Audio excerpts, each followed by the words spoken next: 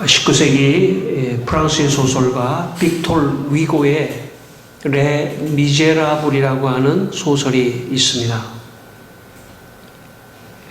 이 레 미제라블에 나오는 주인공 장발장은 꼬제트라고 하는 한 부모가 없는 소녀를 구해서 잘 지켜주는 그런 이야기가 나옵니다. 꼬제트의 어머니는 경제적으로 어려워서 꼬제트를 한 여관에 맡겨놓고 일을 해서 매달 돈을 붙여주다가 몸이 약해져서 결국은 죽게 됩니다. 죽기 직전 꼬제트의 어머니는 장발장에게 부탁하기를 우리 딸을 꼭 구해달라는 그런 부탁을 하고 죽게 됩니다. 장발장은 그 여관에 찾아가 많은 돈을 주고 그 꼬제트를 구해냅니다. 그리고 꼬제트를, 어린 소녀 꼬제트를 잘 보살피고 키워서 지켜줘서 결국은 성장할 수 있도록, 잘 성장할 수 있도록 그렇게 해줍니다. 어느덧 꼬제트가 성장을 해서 성년이 됩니다. 성년이 된 꼬제트, 그는 마리우스라고 하는 한 젊은 청년을 만나게 됩니다. 그 마리우스를 만나서 사랑을 하게 되고 두 사람은 이제 결혼을 약속한 그런 사이가 됩니다. 근데 이 마리우스가 또 어떤 폭동에 가담을 해가지고 그 데모를 하다가 마리우스가 또 총에 맞습니다. 장발장은 사실은 그 마리우스가 있는 폭동의 장소는 위험한 장소이기 때문에 가기가 어려운 것인데 목숨을 걸고 그 마리우스를 구하기 위해서 그 폭동의 장소까지 가게 됩니다. 도저히 피할 데가 없어가지고 마리우스를, 총에 맞은 마리우스를 끌어안고 도저히 피할 데가 없어서 이 파리에 이 지하 수로가 있었는데 그 지하 수로는 너무 더럽고 냄새가 나고 어둡고 한 그 지하 수로 몇 킬로에 달하는 그 지하 수로를 통해서 마리우스를 구해냅니다. 그리고 마침내 장발장이 이 꼬제트와 마리우스를 이렇게 결혼시킨다는 그런 이야기입니다. 아마 빅톨 위고의 입장에 있어서 원래 이 레 미제라블이라는 뜻은 비참한 사람들이라는 그런 뜻입니다. 어렵고 힘든 그런 사람들을 장발장이 지켜준다고 하는 어떤 그런 메시지를 담고 있습니다. 우리가 인생을 살아가면서 누군가 나를 보호해주고 지켜주기를 우리는 원합니다. 그런 사람이 우리 주위에 많이 있기를 우리는 바랍니다. 오늘 여러분의 인생에도 하나님께서 또 많은 사람들을 보내주셔서 여러분을 보호하고 지켜주시는 그런 은혜가 여러분에게 있기를 바랍니다. 또한 사실 사람들이 사람들을 지켜주는 거가 있지만 정말 근본적으로 우리를 이 인생에서 지켜주시는 분은 하나님이십니다. 하나님이 내 인생을 지켜주셔야 우리가 자신은 보호를 받을 수 있고 지킴을 받을 수 있는 것입니다. 하나님이 지켜주셔야 합니다. 신명기 32장 10절 말씀에 이런 말씀이 있습니다. 여호와께서 그를 황무지에서 짐승이 부르짖는 광야에서 만나시고 호위하시며 보호하시며 자기의 눈동자같이 지키셨도다 라고 말씀하셨습니다. 하나님께서 황무지에서 또 짐승이 부르짖는 광야에서 호위하시고 보호하시고 눈동자같이, 이 눈동자같이 지켜주셨다는 뜻은, 여러분 우리가 사실 몸에 예민한 부분이 많지만 사실 눈이 가장 예민해요. 가장 이게 보호를 해야 되는, 그만큼 눈동자같이 지켜주신다는 것은 하나님께서 우리를 그만큼 신경 쓰셔서 지켜주신다는 그런 뜻입니다. 믿음은 뭐냐면, 하나님 나를 지켜주시는구나. 내 인생을 지켜주신다. 내 가정을 지켜주시고 내 이 상황을 지켜주신다. 좋게 인도해 주실 것이다. 이게 믿음입니다. 오늘 여러분의 마음속에 그런 믿음이 있기를 바랍니다. 하나님이 나를 지켜주신다. 여러분, 우리가 인생을, 어떤 사람은 뭐 조금 사는 사람도 있고 좀 더 많이 사는 사람도 있지만, 그러나 사실은 인생을 살면서 느끼는 체감은 사실 다 똑같다고 생각합니다.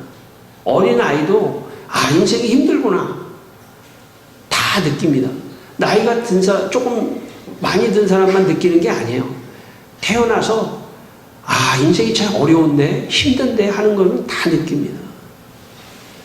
그리고 또 인생은 내가 나를 지킬 수 있는 게 아니구나 하는 것도 천천히 깨닫게 됩니다. 인생은 하나님이 지켜주셔야 됩니다. 내 인생의 장래도, 여러분 내 인생의 장래도 하나님이 지켜주시고 하나님이 길을 열어주시고 하나님이 함께 하셔야 길이 열리는 겁니다. 여러분의 결혼도 마찬가지입니다. 결혼도 하나님이 열어주셔야 되고 하나님이 함께 하셔야 돼요. 그래야 결혼도 합니다. 직장도 마찬가지입니다. 여러분 직장도 그냥 내가 그냥 생각해서 뭐 직장이 뭐 결정하고 갈 것 같지만 그렇지 않습니다. 인생이라는 게 어느 날 또 갑자기 모든 상황이 바뀔 수가 있기 때문에 사실 직장도 하나님이 지켜주셔야 되는 것입니다. 자식도 마찬가지입니다. 여러분 자식도 하나님이 지켜주셔야 됩니다. 저는 여러분의 마음속에 그런 믿음이 있기를 바랍니다. 우리의 자식도 하나님이 지켜주셔야 돼요. 가정도 마찬가지입니다. 부부 사이도 마찬가지입니다. 가정도 마찬가지입니다. 하나님이 지켜주셔야 됩니다. 여러분 건강도 하나님이 지켜주셔야 됩니다. 건강도 우리가 뭐 내가 열심히 뭐 건강 뭐 나쁜 건 아닙니다. 뭐 내가 운동하고 뭐 건강을 지키는 건 나쁜 건 아니지만 사실은 근본적으로 모든 건강도 하나님의 손에 달려 있습니다. 건강은 하나님이 지켜주셔야 돼요. 생명도 물질도 모든 것이 하나님에게 달려 있습니다. 하나님이 지켜주셔야 돼요. 저는 오늘 이 아침에 하나님이 우리를 지켜주신다 하는 믿음을 여러분 마음속에 믿게 되기를 바랍니다. 그리고 마음속에 이 믿음을 가지고 살아가게 되시기를 바랍니다. 오늘 본문 3절 말씀 같이 읽겠습니다. 3절 다시 한번 읽겠습니다. 시편 121편 3절입니다. 여호와께서 너를 실족하지 아니하게 하시며 너를 지키시는 이가 졸지 아니하시리로다. 네, 여기 보면 여호와께서 너를 실족하지 않게 하시겠다고 말씀해 주셨습니다. 여기 실족이라는 말의 뜻은 발을 잘못 디뎌서 넘어지는 것을 의미합니다. 실족, 발을 잘못 디뎌서 넘어지는 것을 의미합니다. 여러분 혹시 지나가다가 길을 가다가 발이 이렇게 한번 접힌 그런 경험이 있으신가요? 내가 잘 딛고 가는데 갑자기 발이 접혀가지고 발목이 접혀서 아픈 그런 경험을 아마 한두 번씩은 다 하셨을 겁니다. 그런데 하나님께서 너를 실족하게 하지 않는다는 것은 길을 가다가 넘어지지 않도록 하겠다는 것입니다. 여러분 만약 그냥 평상시 길을 가다가 잠깐 넘어져서 발을 조금 다친 경우는 있을 수 있지만 위험한 곳에서 만약에 여러분이 넘어지면 산 꼭대기 같은 낭떠러지 같은 데서 넘어진다면 어떻게 되겠습니까? 죽을 수도 있는 거예요. 그렇기 때문에 오늘 이 말씀은 너의 광야의 인생길을 가는 동안 넘어지지 않도록 해주겠다는 것입니다. 사람이요, 한순간에 넘어지더라고요. 구체적으로는 얘기할 수 없지만, 제가 보니까 뭐 그냥 한순간에 끝나버려요. 어제 제가 얻은 뉴스를 잠깐 지나가면서 들었는데 어느 부부가 그냥 여행 갔다 와가지고 뭐 아마 싸웠는지 그냥 뭐 죽어버리고 그러는 경우가 있어요. 한순간에 순간적으로 넘어지는 거죠, 인생이. 그리고 끝나버리는 거예요. 그런 경우가 얼마나 많습니까? 뭐 일일이 예를 들지 않더라도 인생이 그렇게 만만하지가 않습니다. 인생이 그냥 가다가 나도 모르게 쓰러지고 넘어지고 돌부리에 걸려서 넘어지고 예상하지 못했던 일들이 나한테 갑자기 와서 목숨을 끊어버리는 사람도 있고,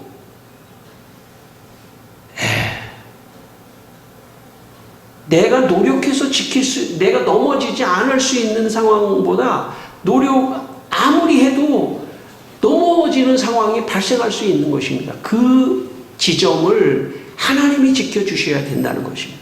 하나님이 지켜주셔야 돼요. 그래서 저는 여러분의 매일의 삶 속에 아침에 일어나셔서 뭐 길게 기도하지 못하더라, 하나님 오늘 저를 지켜주십시오. 우리 가정을 지켜주십시오. 우리 자녀를 지켜주십시오. 그렇게 기도하면서 그렇게 살아가게 되시기를 바랍니다. 저는 군대에서 81mm 박격포를 맸는데 이게 군장 위에다가 쇳덩어리 한 10kg 이상짜리를 매니까 너무 무거운 거예요.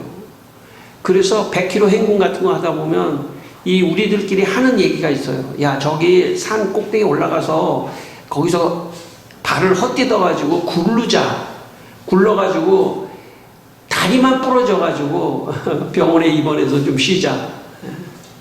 우리들끼리 그런 얘기를 하면 힘드니까 그런 얘기를 하면서 이제 행군을 합니다.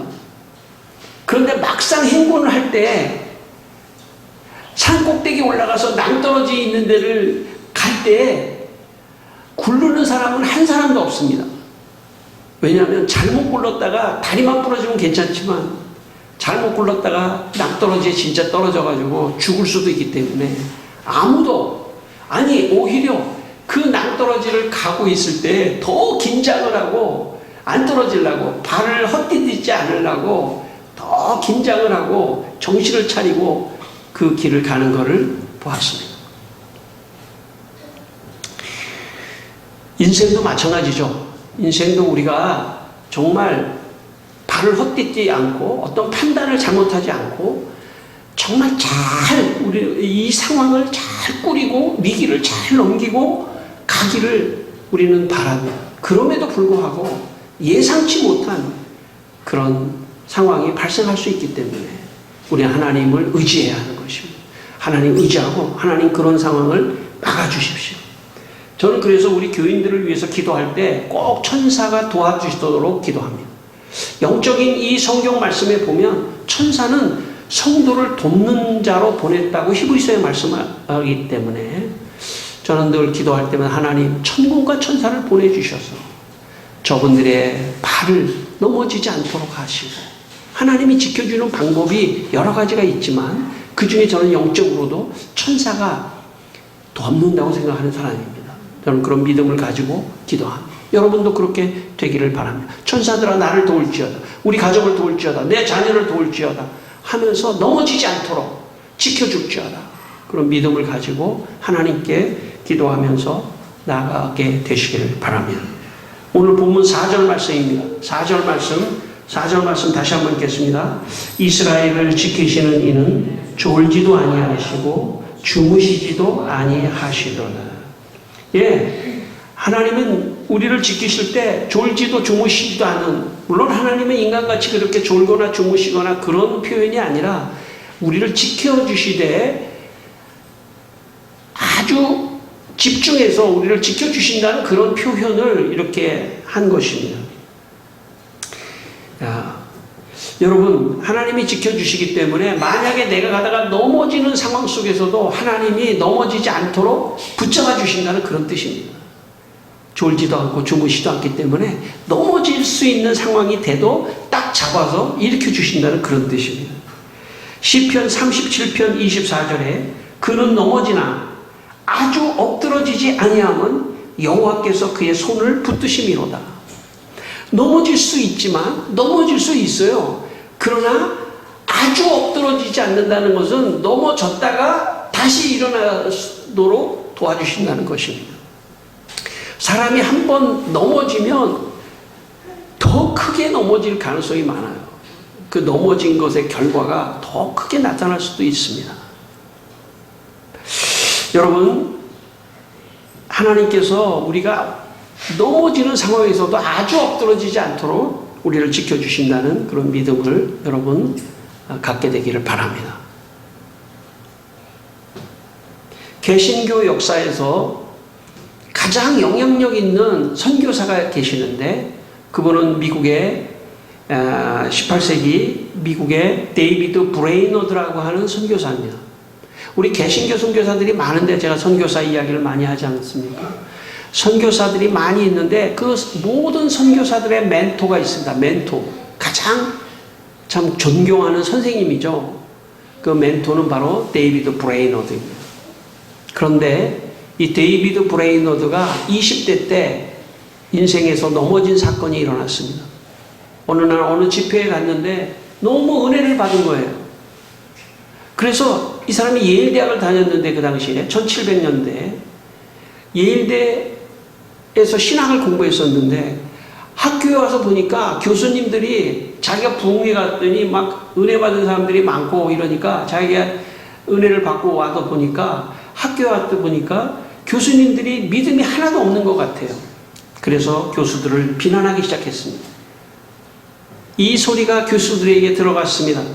그래서 데이비드 브레이너드를 퇴학시킵니다. 그래서 데이비드 브레이너드가 퇴학을 당해서 이제 학교에서 쫓겨나게 됩니다.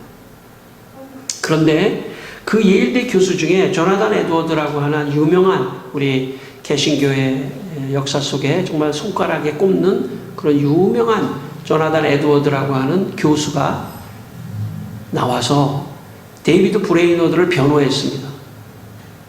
그의 그늘이 되어주며 이 아이를 퇴학시키면 안 됩니다. 그럼에도 불구하고 이 몇 번이나 재입학을 요청했는데도 이 데이비드 브레이너드를 퇴학시켰습니다. 사실 데이비드 브레이너는 20대 초반에 그 마음의 상처와 갈 곳이 없었습니다. 넘어진 거죠. 자기가 어떻게 보면 말의 실수, 사실 말이 굉장히 실수를 할 수 있는 거죠. 말의 실수 때문에 자기의 인생, 그 당시에 예일대학에 다닌다고 하는 것은 상당히 엘리트고 훌륭한 건데 그 자기의 인생의 앞길이 막혀버린 겁니다. 얼마든지 그럴 수 있죠. 인생의 앞길이 막혔습니다. 그런데 조나단 에드워드가 끝까지 이 데이비드 브레이너드에게 용기를 주면서 그의 그늘이 되어주면서 그리고 네가 더 잘할 수 있는 게 뭔지 생각해 보게 하고 그래서 데이비드 브레이너드가 내가 인디안 선교를 하겠습니다. 그 당시에 미국에 개척했던 상황이었기 때문에 인디안들에 대한 선교는 어쩌면 뭐 해외에 나가서 하는 선교하고 똑같은 그런 선교였습니다. 인디안 선교를 하겠습니다.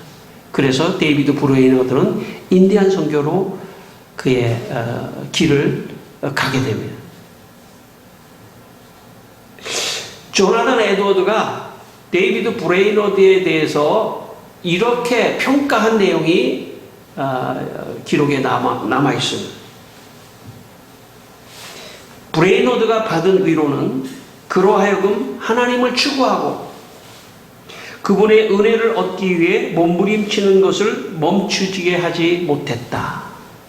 그러니까 브레이너드가 그렇게 넘어졌을 때 위로를 받는 그 위로가 그의 열정을 멈추지 못하게 했다는 것입니다.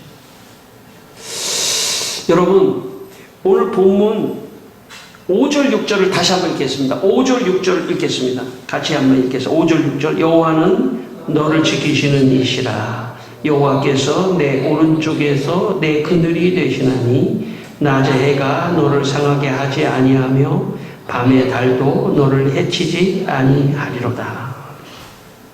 예, 여호와는 우리를 지키시는 이신데 여기 표현해 보면 내 오른쪽에 그늘이 됐다. 예, 수사적 표현이죠. 그늘이 되게 해서 낮의 해가 상치 못하고 밤의 달이 너를 해치지 못하게 하겠다. 여기 그늘이 되게 하셨다는 건 뭐냐면 하나님께서 오늘 데이비드 브레이너드가 참 인생의 실수를 통해서 넘어지지만 조나단 에드워드와 같은 교수가 그의 그늘이 되어서 그를 위로하고 보호해서 그는 역사 속에 가장 위대한 선교사가 됩니다. 여러분 학교에서 물론 퇴학당한 것은 넘어진 것이지만 그늘이 돼서 그의 앞길을 열어줬더니 오히려 브레이너드의 인생은 하나님 앞에서 선교사로서 사명이 있었던 것이죠. 그리고 그걸 격려하고 축복하는 그런 그늘이 되었던 것입니다. 여러분, 교회는 어떤 곳일까요? 여러분, 교회는 하나님이 마련해 놓으신 그늘입니다. 교회 안에서 우리는 격려를 받고 위로를 받고 보호를 받고 그렇게 해서 어떤 내 인생에 넘어지는 상황 속에서 위로를 받고 다시 일어날 수 있도록 그렇게 하시기 위해서 하나님이 마련해 놓으신 그늘입니다.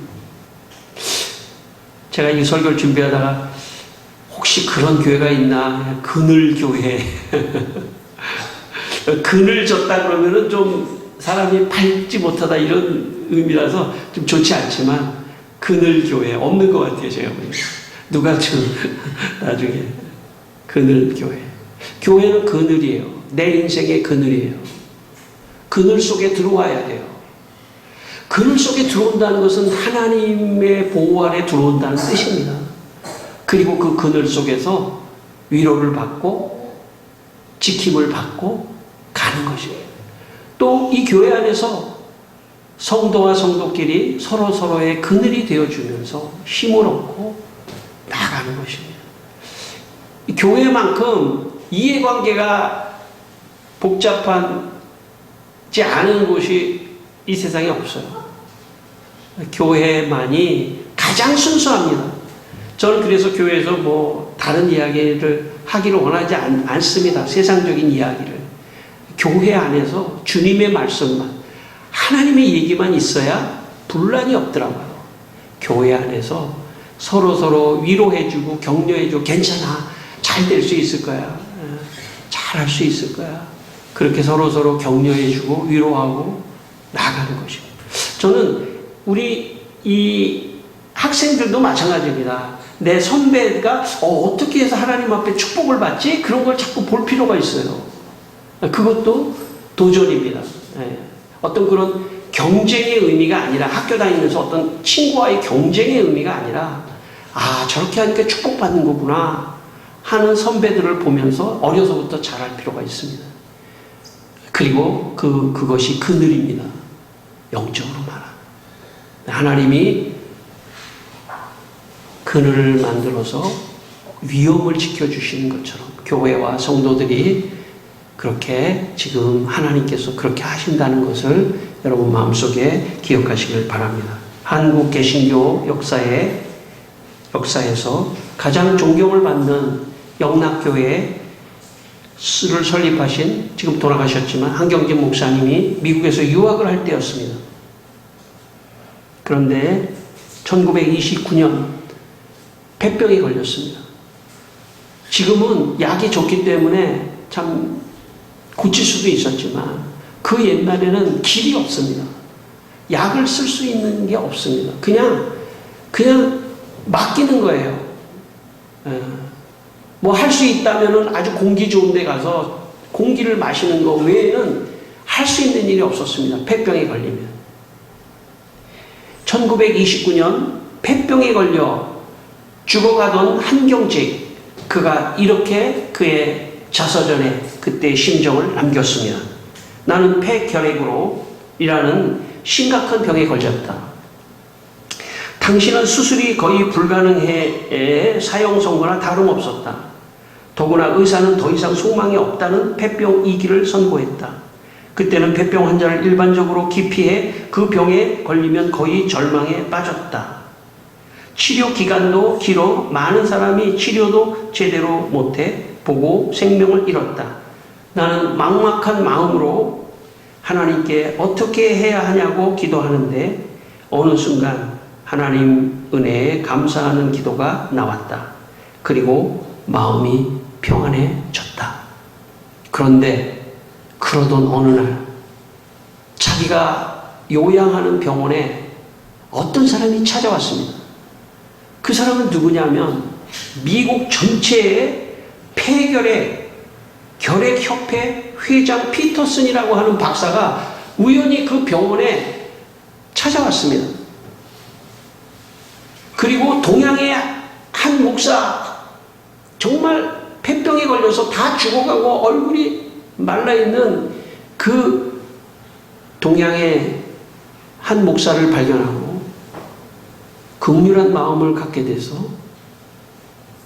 이 사람을 살려서 이 한국에 참 목회자로 세우면 한국이 살아날 수 있을 거라는 생각을 갖고 이 미국 폐결핵협회 회장 피터슨이 이 한경직에게 이렇게 제안합니다. 내가 여기보다 더 공기 좋은 데에 가서 요양할 수 있도록 도와주겠다. 그리고 한경직을 데리고 더 좋은, 그 당시는 아무것도 없습니다. 약도 없어요. 그냥 좋은 공기 외에는 없습니다. 그리고 피터슨이 데리고 갑니다. 그리고 한경직은 거기서 기적같이 살아납니다. 여러분, 피터슨을 그 병원에 누가 보내셨을까요? 저는 하나님이 보내셨다고 생각합니다. 우리가 생각하지 못하는 역사를 하나님이 주관하신다는 것이죠. 하나님이 한경직 목사님을 지켜주기 위하여 그 피터슨을 보내게 하시고 공기 좋은 데로 가게 하시고 거기서 하나님이 그를 치료하시고 이 나라 이 민족에 참 교회를 세우고 복음을 전하게 하고,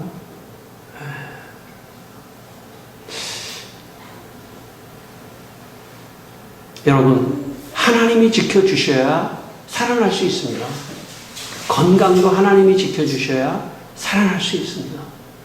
여러분, 오늘 마지막 우리 본문 7절 말씀입니다. 7절 말씀 같이 읽겠습니다. 여호와께서 너를 지켜 모든 환난을 면하게 하시며 또 내 영혼을 지키시리로다. 예. 모든 환난을 면하게 하시는, 한경직의 그 폐병에서 죽어가는 모든 환난을 면하게 하시는 분은 하나님이십니다. 하나님이 사람을 보내시고 그렇게 해서 살려내시는 겁니다. 저는 여러분에게도 이런 은혜가 있기를 바랍니다. 하나님이 여러분의 인생에 개입해서 여러분을 지켜주시고 여러분을 인도해 주실 것입니다. 그걸 마음속에 믿고 살아가게 되시기를 바랍니다. 마지막으로 제 예화를 하나 하고 마치겠습니다. 몇 년 전 갑자기 제가 항생제 주사를 맞았는데 그때는 잘 몰랐습니다. 아니 그 전에도 제가 항생제가 어느 항생제, 여러분도 한번 좀 병원에 가서 체크해 볼 필요가 있어요. 항생제가 무서운 거거든요. 항생제에 알레르기 반응이 일어나는 거를 그 전에는 안 그랬는데 체질이 변해가지고 어떤 항생제를 맞았는데 갑자기 쇼크가 오면서 쓰러졌습니다. 물론 나중에 제가 검사를 해보니까 당신은 이런 항생제를 맞으면 그러면은 쇼크가 오니까 맞지 말라. 이런 게 검사를 통해서 후에 알았지만 그 당시 몰랐습니다. 119를 타고 강동 성심병원으로 가게 됐습니다. 강동 성심병원에 가서 제가 저를 하는 의사 선생님을 보니까 제가 오래전에 서울 성모에서 전신마비로 쓰러졌을 때 저를 치료했던 그 의사가 은퇴를 하고 강동 성심에 와서 있는 거예요. 원래 은퇴한 의사는 잘 이렇게 안 하는데, 초빙하지 않는데 그분이 워낙 유명한 분이라서, 그리고 저를 딱 본 순간에 그분이 저에게 말했습니다. 난 그때 당시 정신이 없어서 잘 몰랐는데 폐혈증이라는 거예요. 폐혈증으로 가고 있다. 여러분 아시지만 폐혈증은 그냥 걸리면 일주일 안에도 죽는 거예요. 폐혈증입니다. 폐혈증으로 가고 있다는 거예요. 그리고 그분이, 여러분 의사 인턴 레지던트야 토요일 일요일 나오지만 정 교수 의사가 토요일 일요일 안 나오지 않습니까? 그분이 나와서 토요일 일요일까지 저를 자세히 관찰하면서 폐혈증으로 가는 순간을 막아줬어요.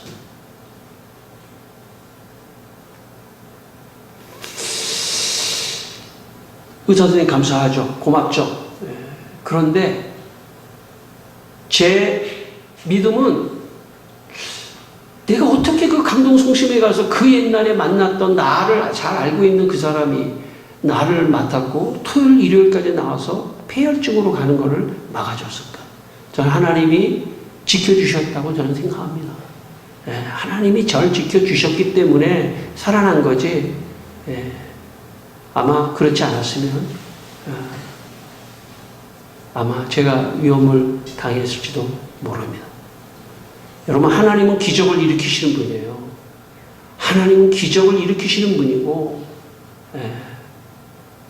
하나님은 역사하시는 분입니다. 믿으십시오.